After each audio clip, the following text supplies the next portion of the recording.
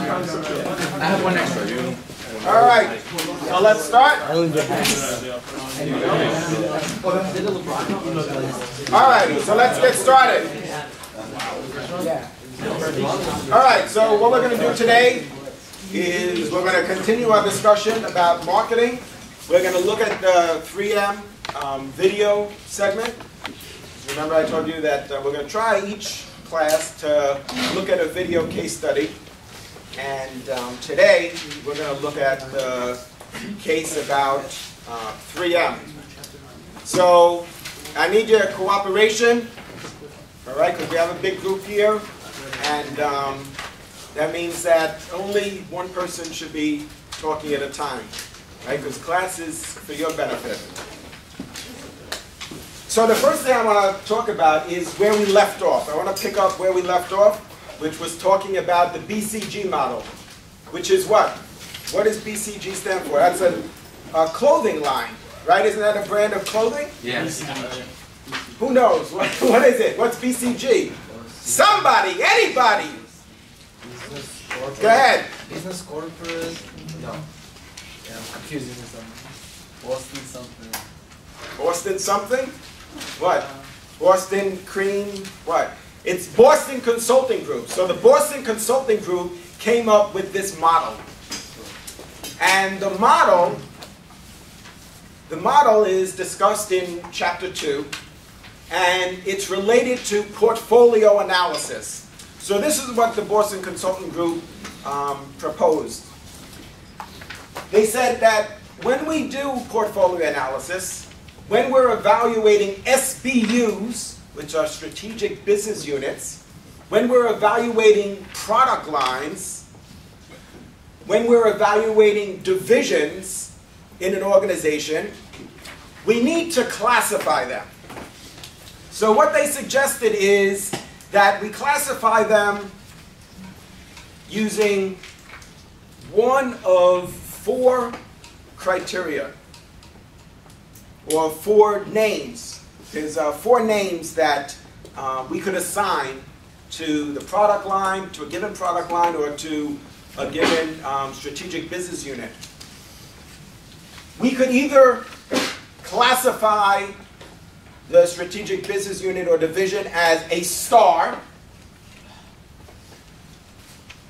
a cash cow, a question mark, which, remember I said sometimes that's referred to as a problem child, or, believe it or not, this is actually a dog. It looks like a dinosaur, but it's really a dog, as in, woof, woof, right? So, this model is very insightful because literally on one page, we could document our portfolio analysis, and this is going to help us make decisions. As marketers and business people, this is going to inform our decision.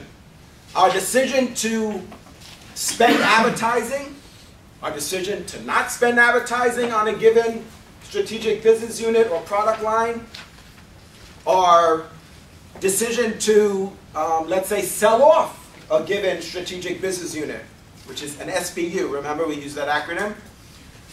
So, a star, the model indicates that a star is a product line, for example, that operates in an industry that has high growth.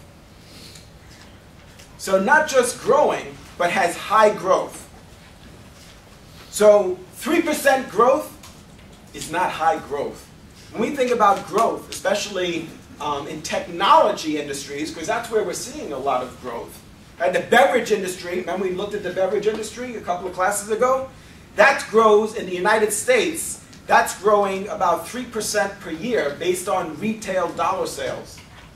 That's not what we consider to be high growth. High growth is 50%, 100% growth of a given category or industry. And we have a high market share. So in other words, what is the percentage of the products that are sold in a given category that carry our brand name? So keep in mind that a product is wrapped in a brand.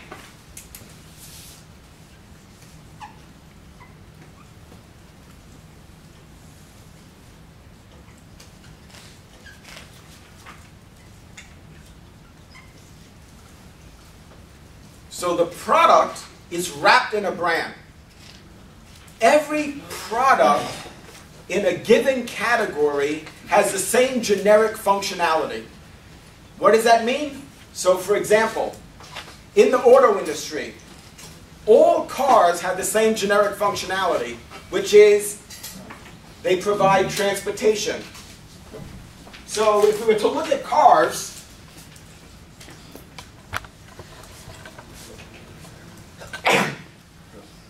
let's say these are all cars. They provide the same generic functionality. All of these cars provide transportation. What makes them unique, now don't be fooled, what makes them unique is that they're each wrapped in a brand.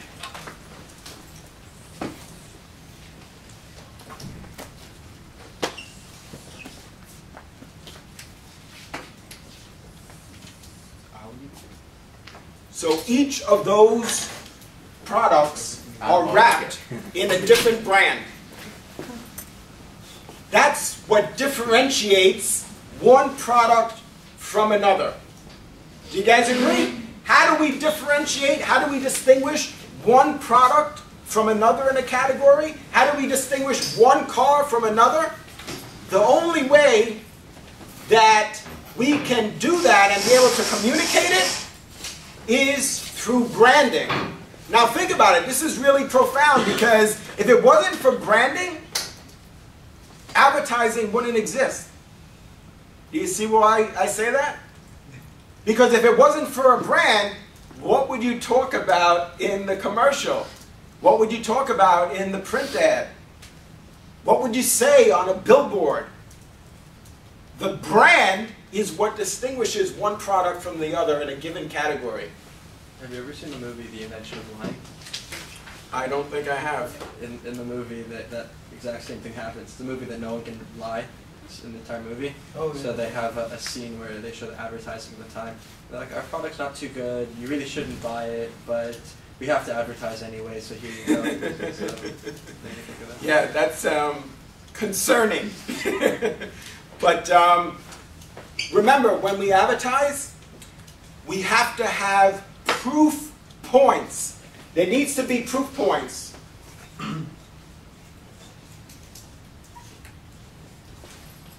Sometimes we refer to that as pillars of support.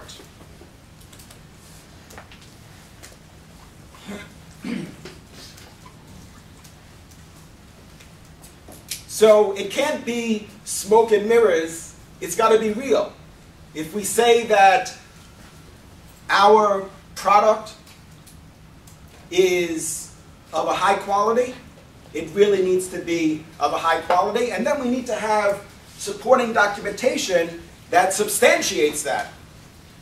And if we don't, that's going to be a problem. Why? Because the customer is going to have an experience with our product. And if we said the product was of high quality and it's not, then the customer is not going to be happy. And our competitors will also challenge us.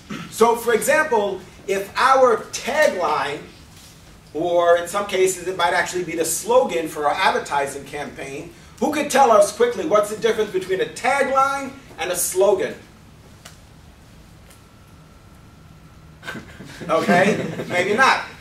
Tagline could go underneath the slogan, but tagline is more of like what the company, like for instance, by Oreo, America's milk's favorite cookie is a tagline. A slogan is what we represent ourselves. That's the mission. Well, you're on the right track. Let me try and paraphrase what you're saying there. The slogan is the theme for our advertising campaign. And our advertising is going to change sometimes every 3 months, every 6 months. Why is that? What do you mean? You're going to change our advertising campaign every 6 months? Yeah, because what happens is the ad gets tired, right? It loses its effectiveness. But the tagline is that short phrase, the few words that captures the essence of our brand and that we link to our brand name and our logo. So if you have a tagline, then you should always show the tagline with the logo so that you can create an association between those 3 words that embodies, right, your value proposition or your brand promise with your brand name, with your logo. Yes, go ahead. Do a lot of companies get their products from the same factory and just put stickers on saying it's their brand? Yeah. That happens, yes. A lot of companies, it's hard to generalize to say a lot of companies, but certainly there's been a significant amount of consolidation in many categories where, you're right, in a given factory, they're making product for several different brands. That doesn't mean it's an identical product, because remember, the formulation, for example, of a given product is something that's proprietary. So contract manufacturing has definitely become very popular because what it does is it allows us to overcome a barrier to entry, which is the huge fixed cost associated with having our own manufacturing capability. So instead of us spending billions of dollars in building a manufacturing facility, we could go to a company that's manufacturing, let's say, soup. And they produce soup for 10 different brands. But their chicken noodle soup for, let's say, a particular brand is different than for another brand. So the recipe is going to be different. But absolutely. So for example, in the large appliance category, like refrigerators, washing machines, there's definitely been a consolidation in manufacturing. So absolutely, it's correct to say that, for example, a Kenmore refrigerator and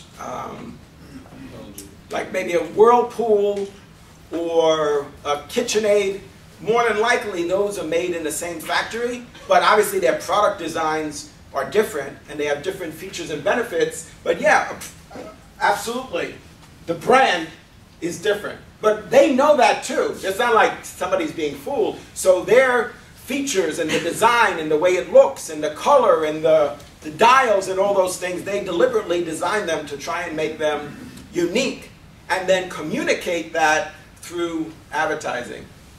Yeah, go ahead. I recently saw an ad for Subway, and they changed their slogan from, like, it used to be like, Subway Eat Fresh. They changed it to Stay Fit, Eat Fresh.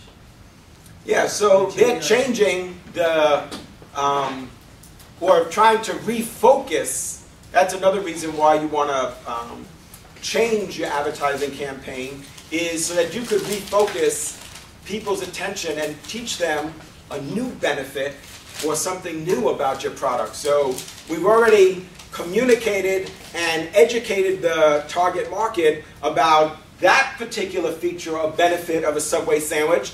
Now that we advertise extensively, now we're going to teach them this message. Because there's only, a typical ad is 15 seconds. There's only so much that you could cover in a 15-second ad, obviously.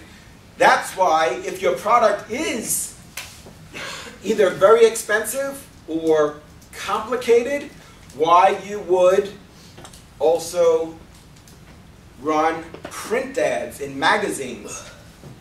Does that make sense? Because in a print ad, you could outline all the product specifications, and somebody could read that. 2, 3 times, 4 times, 5 times, as many times as they want, until they feel comfortable with the specifications of the product.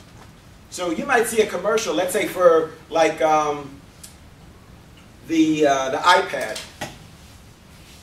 You know, it's a lot for somebody to process. Well, you could get the iPad in 16 gigabyte, or 32 gigabyte, or 64 gigabyte. And it could be 3G, or it could be Wi-Fi.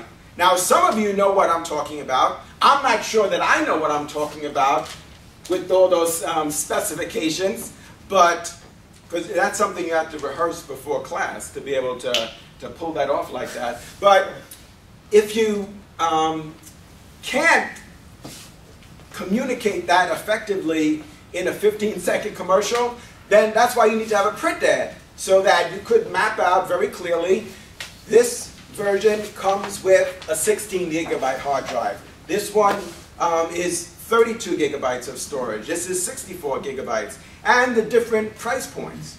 And of course, you could put that on your company website. So one of the things that we do with commercials is we'll direct people, this is what we call direct response advertising, is we'll direct people to go to our website. So what can you tell them in 15 seconds? Go to iPad.com. That people could get, right? So then they go to our website, and then everything is mapped out very neatly and in a very organized way that shows the different models at the different price points. And then you could determine what's a good value. Do you remember we said that marketing is about creating, communicating, and delivering value? But what we didn't mention is, I don't think we had a chance to talk about this, is what is value? Value is a function of price, quality, and benefits. A function of those 3 components. Doesn't mean there can't be other aspects, but those are 3 major components of value. So what does that tell us? Why is that important? Because that's something that's subjective. It tells us that value doesn't mean low price. It might be, but take for example, what did we say? We said price, quality, and benefits. So in other words, if the product has numerous benefits, and it's a very high quality, and the price is also high, then it's a good value. Because you get what you pay for. Do you guys agree? Do you see where I'm going with that? So it doesn't mean cheap. There's a perceived value. Now somebody else might say, but I'm okay with less benefits, and I understand it's lesser quality, but the price is also less. And so the iPad is a good example of that. They have an iPad at $4.99, $5.99, and $6.99. So you say, why would somebody buy the one that's at $6.99? Why not just get the one that's $4.99? Well, because for $6.99, you get twice as much storage. So instead of 32 gigabytes, you get 64 gigabytes. Now, for David, he might say, well, you know what, I don't need 64 gigabytes. I don't have that many videos. I don't have as many photos. Now, mind you, 32 gigabytes is quite a bit of storage. I mean, David has a lot of pictures, but he doesn't have as many as somebody else. Good question. Going back, we were saying that, like, we took cars, right? It's just a brand name that makes them different, right? But generally they're all like from the same category. What if it's something that has like 2 categories? For example, let's take like music devices, right? Like MP3 players, iPods, and then we got an iPhone or a smartphone that has sort of iPod and a phone, like 2 functions. How does it work in terms like is it becoming to different category for like hybrids kind of, or is there still part of MP3 players, or like in terms of marketing also like commercializing it? How do you like? Is there difference? Well, so the question is, are those products? How do we classify them? Yeah, like are they in the same category? Like here we got old cars. Like what if we got like car plane? I don't know. Like just No, oh, but that's a good point because yeah. So car plane is a good example because the category might be transportation. So we have what are the markets, right? So segmentation, which we're going to look at in chapter 9, is about dividing a market into submarkets. So your point is excellent. We're dividing the transportation category into submarkets, which is car, plane, train, bus. Those are all markets within the transportation category. But if something has like more than one class, if something has like, it's like a plane and a car at the same time, then where do we put it? In just, do we have a separate category for that within transportation, or it's just? Yeah, you should have a separate category. If the product is multifunctional, you could have a separate category, or you have to decide what is the primary feature of the product. So for example, we talked about phones. Well, it's very common now that phones have camera capability. Well, so to your point, is it a phone or is it a camera? Right. Well, it really depends on who's using the product. For some people, they have a phone, they don't really use the camera, but it comes with that feature. So that kind of ties back to our discussion last time about direct and indirect competitors. Is our competition camera manufacturers or is it phone manufacturers? That's a strategic decision that we're going to have to make. But let's go back to this model. So high growth, high market share. That's what we were saying is, what percentage of the market is our brand? So to say, let's for example, we could look at market share in terms of dollars and units. Now, why would we have, let's say, 25% market share in terms of dollars, but only 5% market share in terms of units in a given category? Who could explain that? Because we touched upon this last time a little bit. Probably means that you're more of a luxurious class where your product is more expensive than the other ones. Therefore, so you have less units out there, but they're still worth more than all the other ones. Yeah, so if we're looking at the total dollar sales, then of course if your product sells at a higher price, then you're going to have a greater percentage of the dollars spent in that category. But at a higher price, you're probably selling less units. Do you guys follow? Does that make sense? So in the beverage category, we said that some of the key segments, when we divide the market into submarkets, that's segmentation. We're going to talk more about that next time. And that's a very important concept. That's why we're taking the time to touch upon it today. We talked about it last time. It's critical to understand segmentation. So we said that some of the markets in the beverage category are alcohol, soft drinks, water, juice. All of those are segments in the beverage category. But if we look at a percentage of dollar sales, alcohol is 60% of the beverage category in terms of dollar sales in the United States. So why is that? Well, because a bottle of alcohol costs a lot more than a gallon of orange juice. Is that true? Well, you're not sure. Yes.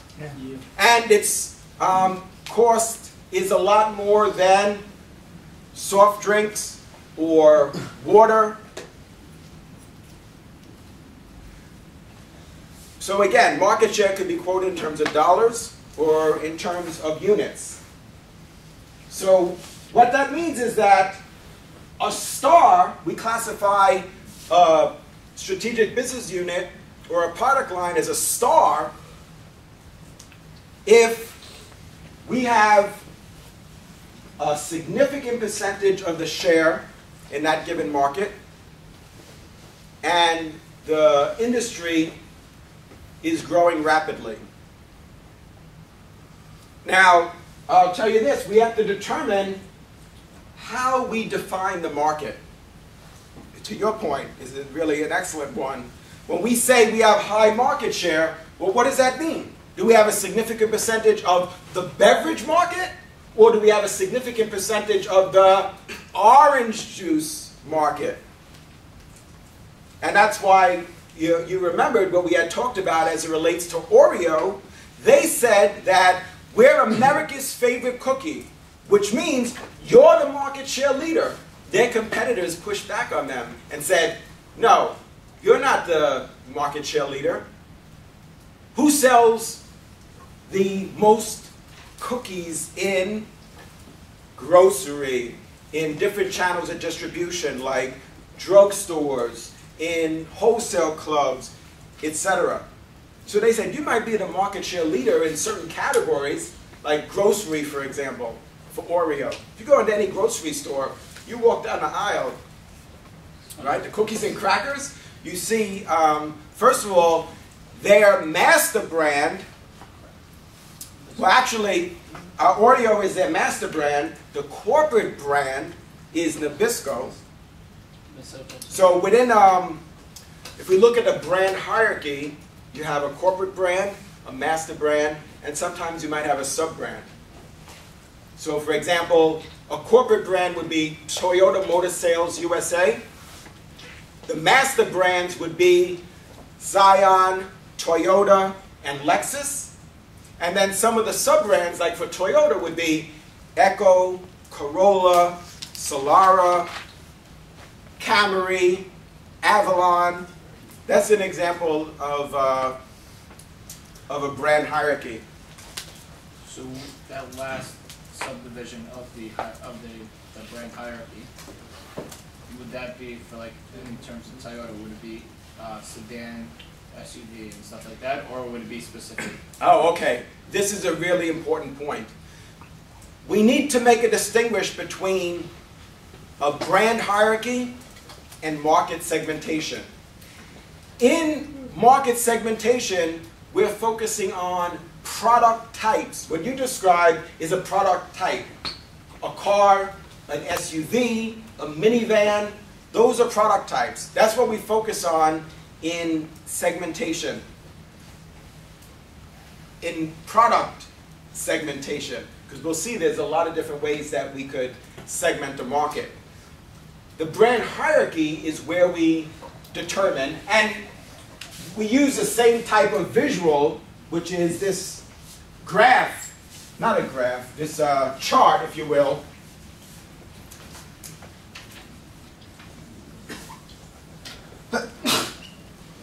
So for segmentation, we could have a product segmentation, which is what you guys are talking about. We could have a geographic segmentation, for example, but we'll use the same type of diagram for a brand hierarchy. So don't be thrown off if you see the same type of diagram.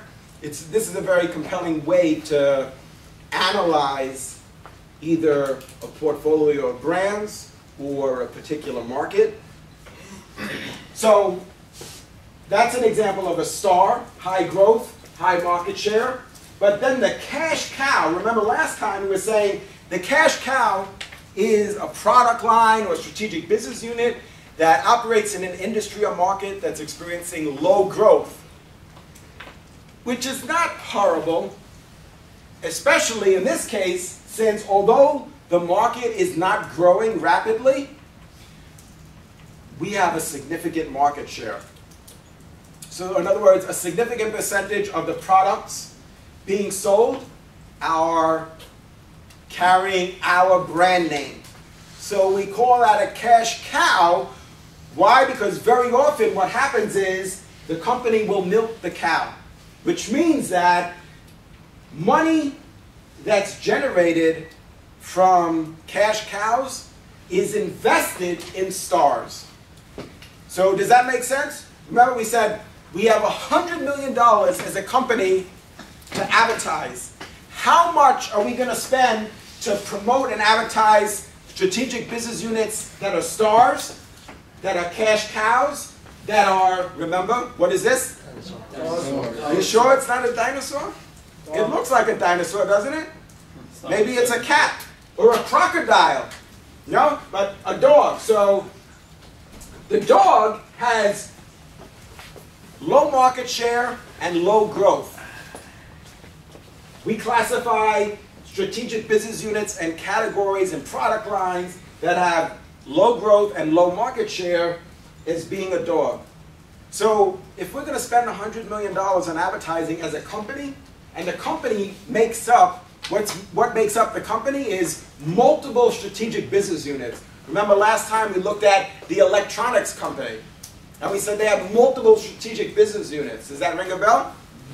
And we talked about that at this electronics company, remember we were talking about their mission, their vision, to be a world-class provider of electronics. We said that there's different product divisions. TVs, MP3 players, phones, laptops, game consoles. So we have to decide how we're going to classify each of those divisions, each of those strategic business units. Now, if we decide that one of those strategic business units, let's say laptops, is having a small percentage of the market and a category that's not growing or has very little growth, remember, it doesn't mean that it doesn't have any growth. We classify it as a dog. How much money are we going to spend to advertise the dog? What do you think? Not much. Not much, if anything. That's why it's so important, because this is going to help us allocate our resources. Once we know, and this is called in chapter 2, we talk about portfolio analysis, this is going to help us allocate our resources. So we're going to spend a lot of money on the star, which is in a category that's growing very rapidly, and we have a high market share. We don't want to give that up. But you snooze, you lose. So once we start to stop spending money, stop innovating, stop promotions, we're going to vacate our leadership position. So dogs, we're not going to spend very much, if any, money to advertise the dogs. The question mark, or we said sometimes the problem child, well, the industry is growing very rapidly, but we don't have much share. So we need to decide, look, what are we going to do here? Are we going to be happy with 1% of the market, or are we really going to be a player? Are we going to try and get 10% of the market, or 20% of the market? And we need to ask ourselves, is that even possible? Is it possible to get 20% of the market? Because we need to do market sizing. Once we segment the market, then we need to quantify the segments, which is what we call market sizing. And then we need to ask ourselves, well, in order for us to break even, we need to have a product line that produces 15 million units. Maybe the whole category is 15 million units. Or maybe for the automatic drip coffee maker in the United States, which is about 25 million units each year, maybe it's unrealistic for us to think we're going to, all of a sudden, we have a very low market share now, 1%. How long is it going to take us to reach a level where we're producing 15 million coffee makers, producing and selling? So that's why this is so critical to our decision-making process as managers, as executives, as marketers. Questions about that? In terms of two questions, by like for instance Apple, that their stars are their handheld devices, iPod, iPad, and iPhone, right? And then and their cash cow, you would say, is iTunes. Would that be a good example of a cash cow? Could be, but we don't need to. Depending on the business, you might not have any dogs. If you don't, that's great. But we need to keep an eye out for product lines or strategic business units that are in a low growth industry and have low market share. Hey, who knows? We might be in a category where and have a business where they're all stars. Now that's not such an enviable position to be in. You don't have a cash cow that can. Yeah, you don't have a cash cow, and that's a different sort of problem. So, in terms of like a company, could you have a lot of like you have different subdivisions, like we said with the example of the electronics company? Are we saying as a whole we have this BCG model of this? We have as a company as a whole we have a bunch of stars, and then we have a bunch of cash cows, or is it each department in its own right? Like, for instance, the laptop company, that we have a couple models that are stars, and then we have a couple models that are cash cows, or is it as in an organization as a whole, do we have cash cows and stars? You could use it both ways. I think that's perfectly fine. You could use it at the corporate level to evaluate all your strategic business units, or, as you're suggesting, if you have multiple product lines in a given category, like you're saying, different types of laptops, then we could evaluate those and determine which are stars, which are cash cows, and we refer to that actually as SKU rationalization.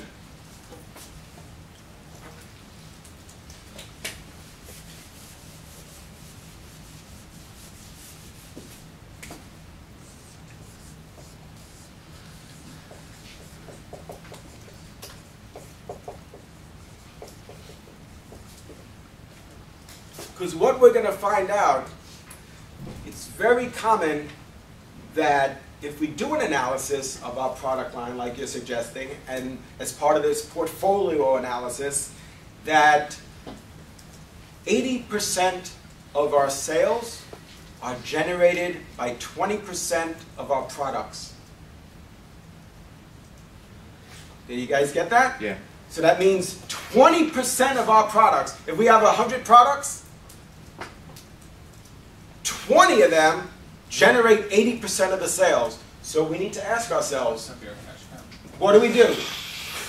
What do we do with the other 80 SKUs? That's stock keeping units. So on an ongoing basis, companies go through this SKU rationalization, and we constantly go through and sort the items in our product line to determine which are the best sellers. And then there's some that we're going to discontinue. But we need to understand why they're not the best sellers. Maybe it was just introduced. So there's judgment that, and insight that needs to be utilized to make that decision.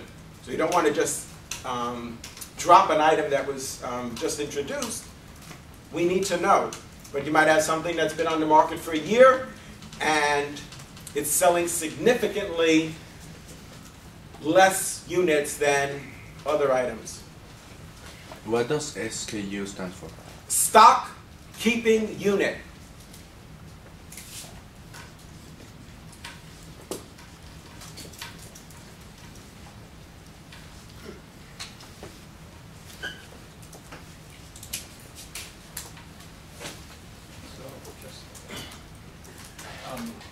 With the case of the stock keeping units, where you have 20% making 80% of the revenue, would you consider those cash cows or stars, or both? We'd have to decide, because remember,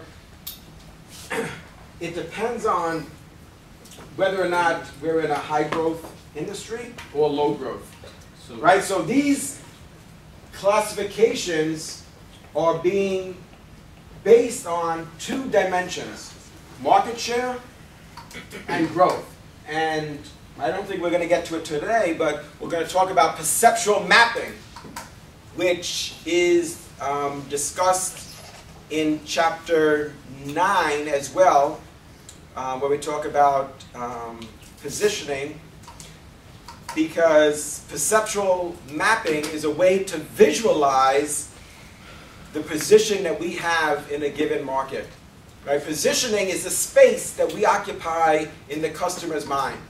And we could look at that on a variety of different dimensions. This model talks about these dimensions. But in any given category, we could develop a perceptual map.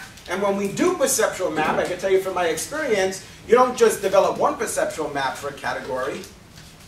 You develop 10, because you want to look at where our brand is relative to the position of other brands in the marketplace on those dimensions.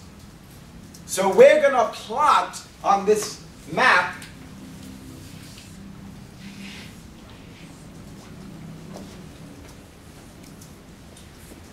where we are relative to our competition in terms of, let's say, price and quality.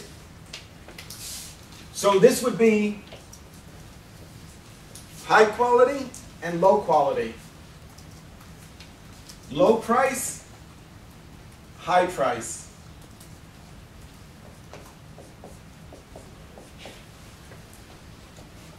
So importantly, it doesn't just show where we're positioned. The key significance of a perceptual map is it shows us where we are positioned relative to the competitors. Because we need to know who is in the competitive set. We need to know who our direct competitors are, who our indirect competitors are. Now these are only two dimensions, price and quality. We could look at other dimensions, and that's what we do. But the dimensions and the importance of different dimensions is going to vary from category to category. So we might look at, for example, not just price and quality, we might look at innovation. So high innovation, low innovation. Or maybe in some cases, the level of ease of use is important. So it might be easy to use, difficult to use. Again, the importance is relative to competitors. And we could do this through branding research to understand the perceptions of the target market. So when we do research, when we do branding research, we want to find out the level of awareness of our brand, but we also want to find out purchase intent. Remember we talked about that. Motivation for purchase, for example. And also, what is the customer's evoke set and the consideration set?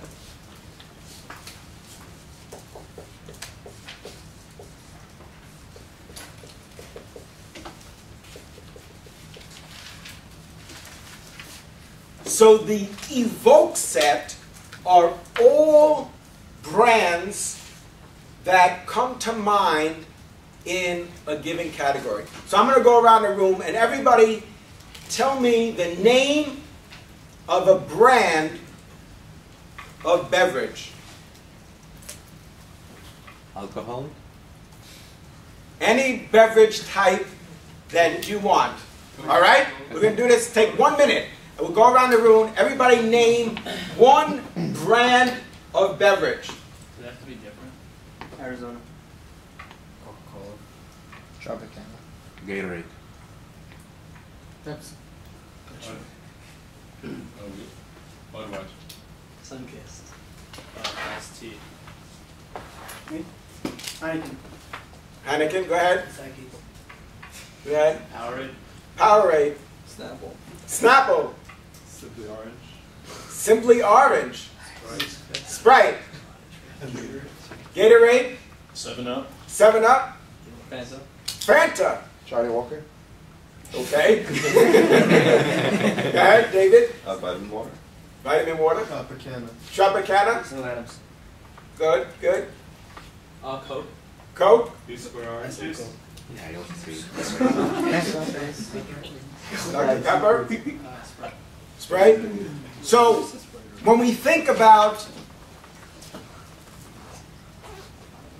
thirst, when we realize, and we'll talk more about problem recognition, we need to understand the decision-making process. We talk about problem recognition when we realize we're thirsty or we realize that we're hungry. For example, there's a lot of different brands that are going to come to mind. All those brands are the evoked set. Those are all the brands that come to mind in a given category.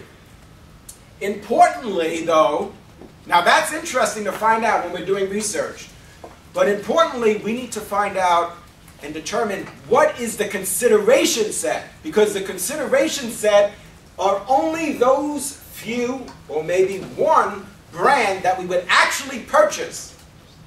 So it's not enough to say, we're aware, you're aware of the Pepsi brand. You might think, great! Everybody here said, as part of our research, that they're aware of the brand Pepsi. But then, wouldn't you just fall over if they then said, but I would never actually buy Pepsi because none of us drink soda. We only drink iced tea. And the only brand of iced tea that we drink is Snapple. So you see the difference? It's not enough just to find out the level of awareness. Of course, that's an important marketing metric, but we need to understand the consideration set. We need to understand what brands you would actually seriously consider purchasing. So we all might be aware of the brand Lamborghini, but how many of us would actually currently consider purchasing or in the market for a Lamborghini? You? All right, see me after class. So do you see the difference between the evoke set and the consideration set? Okay, so we talked about the BCG model. That's where we left off. Remember, importantly, we said that the marketing mix are the controllable factors. The 4 Ps: price, place, promotion, and product. Those are the 4 Ps. And importantly, that's something that we manage, we influence, we can have an impact on. We decide, right, the price, if we're going to change the price. Presumably, the price is based upon what customers are willing to pay, because remember, we said 5 key marketing activities. We're just going to go through this quickly as a refresher. 1, 5 key marketing activities. 1, identify an unmet need. Check your notes. 2, develop a concept. 3, determine a price the customer is willing to pay. 4, Gain distribution. gain distribution. And 5, Build awareness. build awareness. Good job. All right, you guys are awesome. Awesome. So Have an let's, awesome coach. thank you. I appreciate you saying that. What about like most things like food and like drinks, like they have like a set price? What about like gas? Where like every day like it changes. And your question is, Meaning, like, I got your scenario, but can what they, what? like the set like address like set price and how that doesn't happen with gas. Oh, so what you're suggesting is that some markets are inelastic.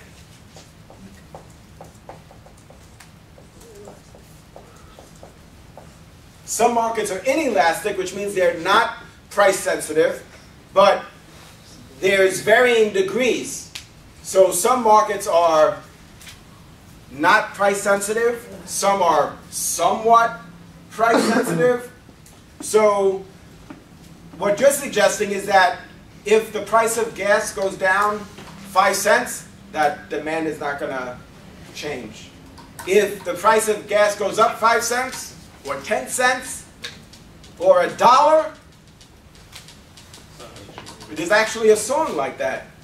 Cent, 5 cent, 10 cent, dollar. You see, you heard that song. So that's a situation where the market is not price sensitive, where it's inelastic. So people need to drive. They need to get from one place to another. So in your scenario, if that's the case, if the price of gas goes up $1 and demand doesn't decrease, then we would describe that market as inelastic. However, it's very common that, that we hear that people stop driving. Not everybody.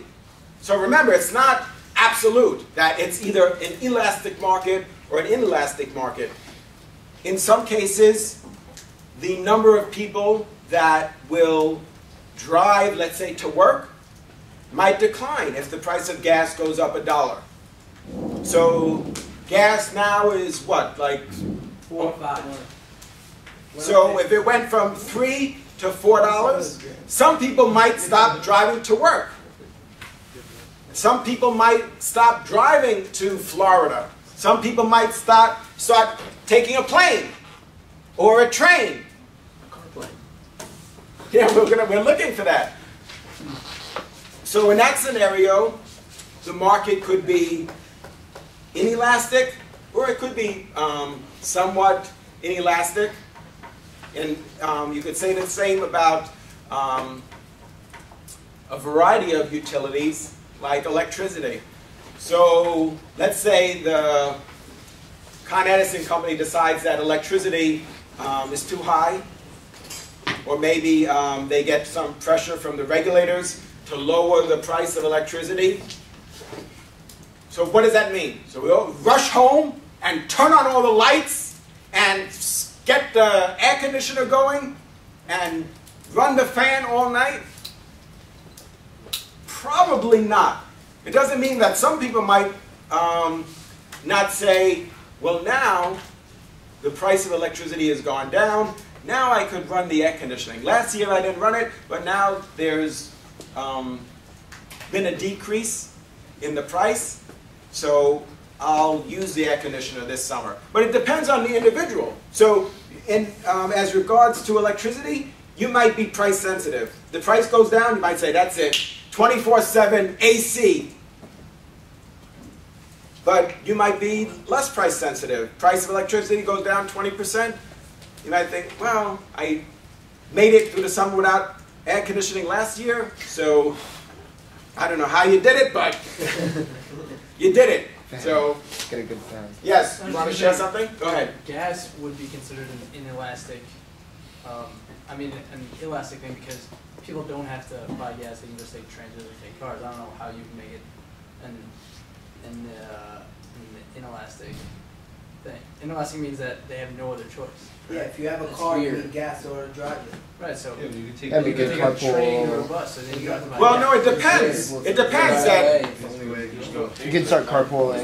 yeah, you might carpool. Some people might decide that the price of gas is too high now, so they're gonna, yeah, their consumption of gas is gonna decline. I thought inelastic implies that no matter what the price, people are still going to buy it. But that would mean that they don't have the option of taking a train or a bus. Well, remember, when we talk about elasticity of demand, it doesn't mean that it's perfectly inelastic or perfectly inelastic. Do you follow me? So, it could be not 1, but the elasticity of demand could be 0.8 or 0.7, or it could be negative 0.7, or it could be negative 0.4. So that's what I think I'm hearing is that, are there markets that are perfectly inelastic or perfectly elastic? Well, we could talk about and try to come up with different scenarios, but often that's not the case. Because some people might reduce their consumption or increase their consumption, and others might not. So it's hard to generalize to say this market is inelastic.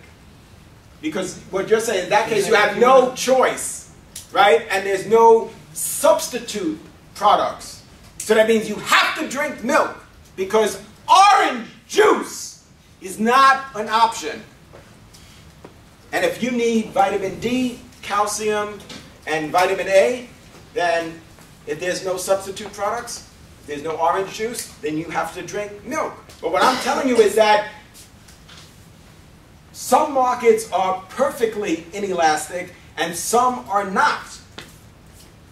And when we talk about elasticity of demand, we're looking at,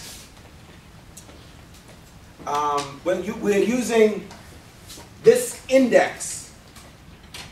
So the elasticity of demand could be 1, which is perfect, or it could be less than 1, which is what I think I hear some of you are trying to get your hands around, is that, yes, the elasticity of demand could be 0.4. That means that consumption is going to vary, but it depends. It doesn't mean it's going to vary in a perfect way. It doesn't mean it's directly proportional. All right, so let's go over the quiz. We're going to go over the quiz for chapter 1. You ready? Let's keep rolling. We're here till midnight, right? Yep. All right, but we're going to just keep rolling. All right, so the first question, who's going to read it? Somebody, anybody. Go ahead.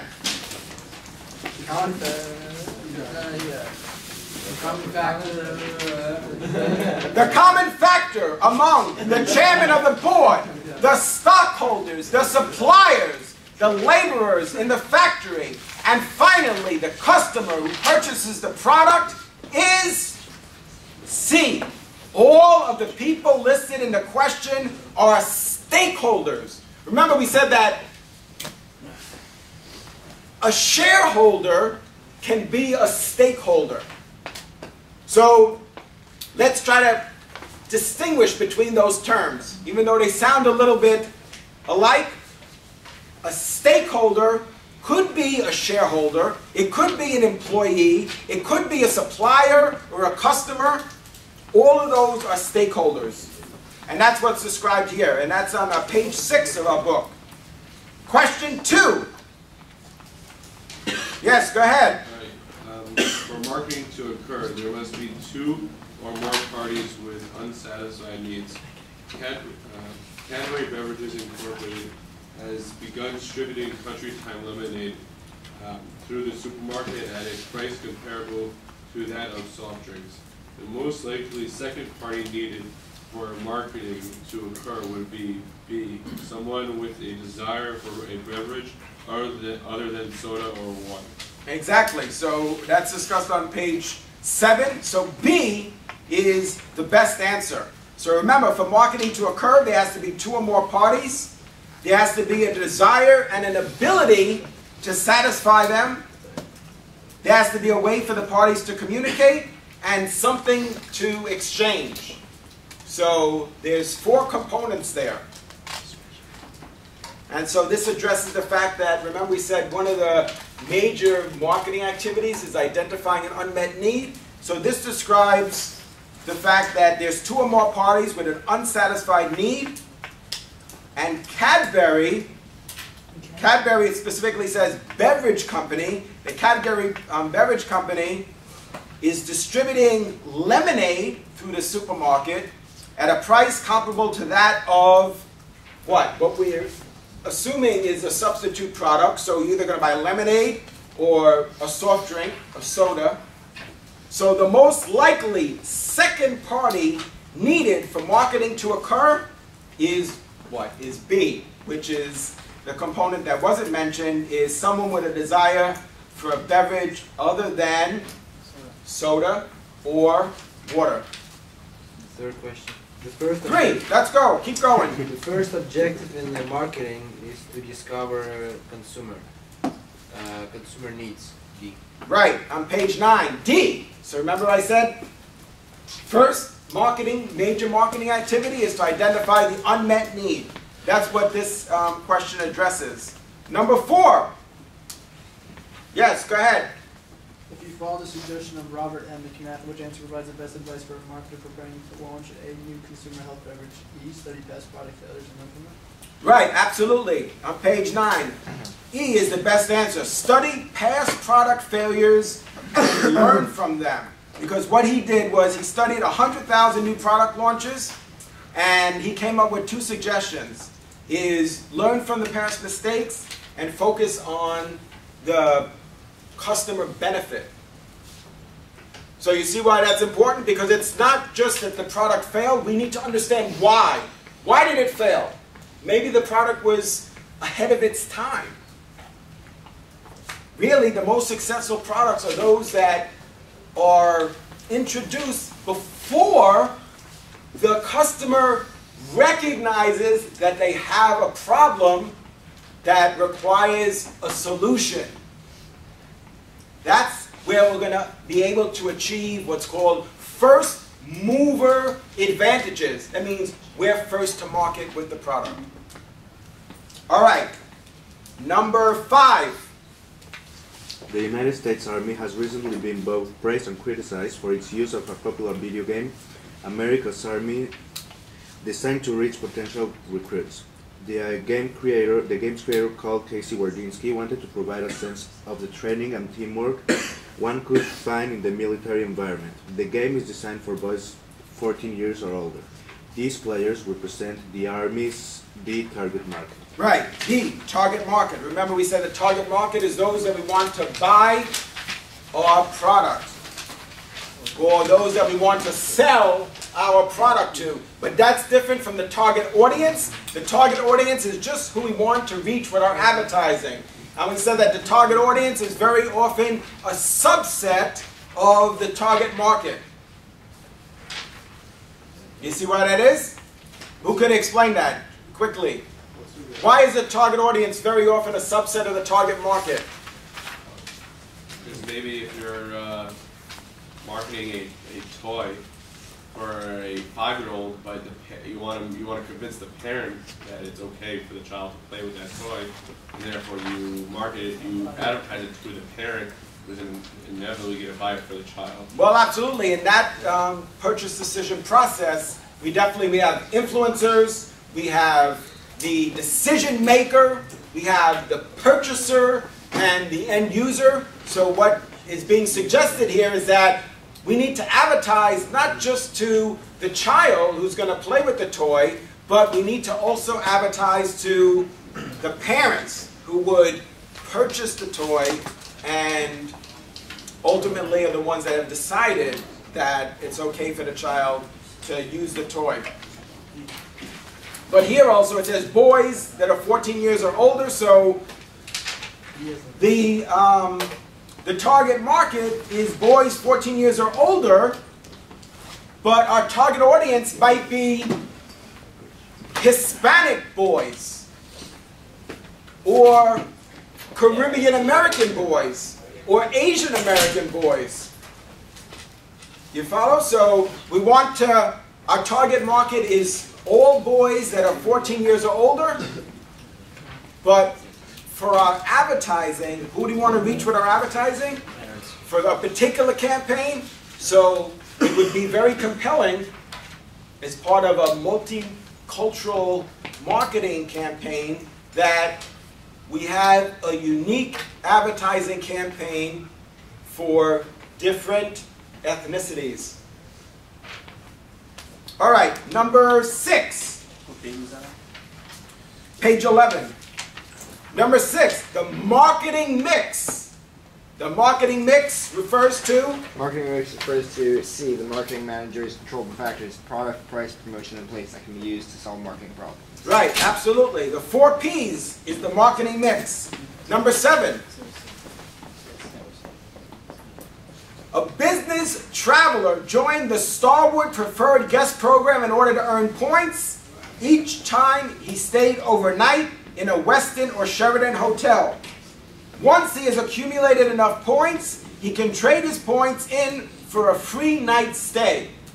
As a member of this program, the traveler receives periodic updates on new hotels and learns of ways to earn additional points. The marketing term that best describes this scenario is? Relationship marketing. Right, absolutely. Relationship marketing on page 13. So the best answer is A. So we want to link the organization to the individual customers, employees, suppliers, and other stakeholders to achieve a mutual long-term benefit. Number 8. Who's going to do number 8? The American business period that attempts to satisfy consumer needs while achieving organizational goals is called the marketing concept era. So, before class we were talking a little bit about the 4 Ps, and we said, well, the marketing mix, people have been talking about that since the 60s. Right, and so the point here is that there's a focus on meeting the needs of the customers very well while still being able to achieve the organizational goals. Remember, we said there's a corporate plan, there's a business plan, and there's a functional plan in the organization. So we want to still customize our product to meet the needs of our target market, but also achieve our organizational goals.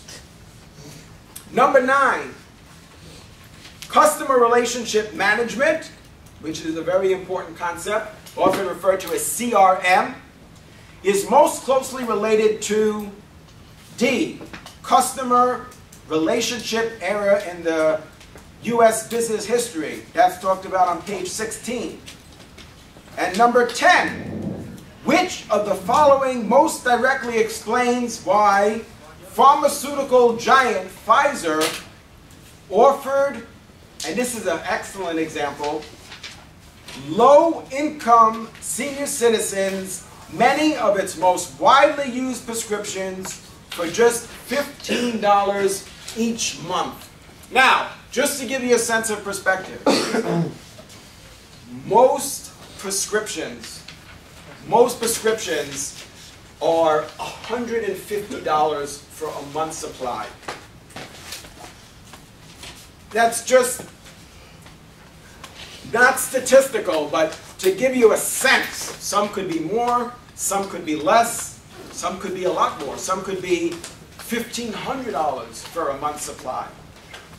But certainly it's not $15 for a month's supply. So why is Pfizer doing this? Because they wouldn't be they couldn't afford to buy it for $150, so they just would not have bought it in the first place. And because there's so many of them, it's worth it to still charge them less, so they buy in the first place. No. Well, that might be one of the reasons. What else? What else is driving that decision to sell? Responsibility. Yeah.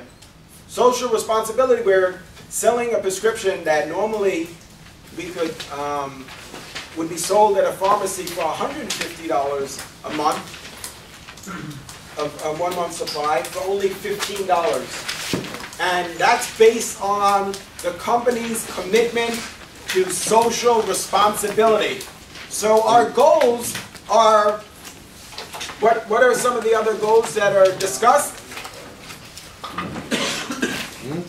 Sales, right? We want to achieve a certain level of sales. We want to achieve a certain level of profit. Customer satisfaction. Customer satisfaction and social responsibility, right? Those are some of the things that are going to influence our marketing in a particular organization. So this is an example, the Pfizer example is a great example of social responsibility. Now we'll talk about next time in other examples of where the company's decision is based on the desire to maximize sales or maximize profits. If they wanted to maximize profits, probably, depending on their cost structure, it's not going to be by selling the product for $15 instead of $150.